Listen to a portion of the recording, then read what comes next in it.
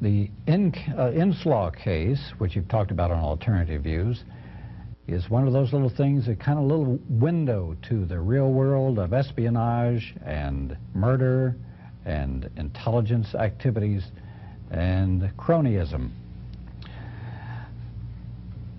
The establishment is trying to cover it up as fast as they can, if you read the Washington Post and the New York Times. Well, what was the Inslaw case?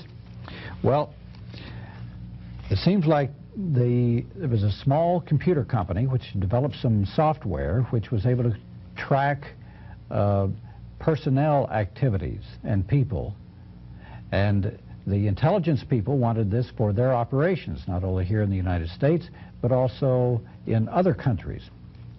Well, the Inslaw people had a contract with the Justice Department to develop this. And the Justice Department, the government was supposed to pay the Inslaw people, just a man and his wife were the owners, several millions of dollars. Well, it also happens that friends of former Attorney General Edmund Meese, he was Attorney General at the time, he tried to buy out Inslaw and give the goodies to a friend of his, Dr. Earl Bryan, who was part of Reagan's kitchen cabinet in California. Well, the people who owned Inslaw refused, and so the Justice Department, through various ways, forced them out of business and took the software anyway. Now, what is happening is that between 1986 and 89, nearly 30 people have either died or disappeared under mysterious circumstances, all of whom stood to reveal some crucial pieces of information on the Inslaw case in the Justice Department. There have been a lot of articles written, a lot of them in the Spotlight by Harry Martin, who's the editor of and publisher of the Napa Sentinel. Also in the Guardian, there's a good article this time. Their most immediate story that you've been reading, perhaps, if you've been following the case, is the death of Danny Casolaro. He was an investigator who was working on a book to show that the Inslaw case is just a part of an operation which he called the Octopus. It was tied to the BCCI, that notorious bank. It's tied to the October surprise. All of these people in the intelligence community that have been doing all their nefarious activities over the past several years.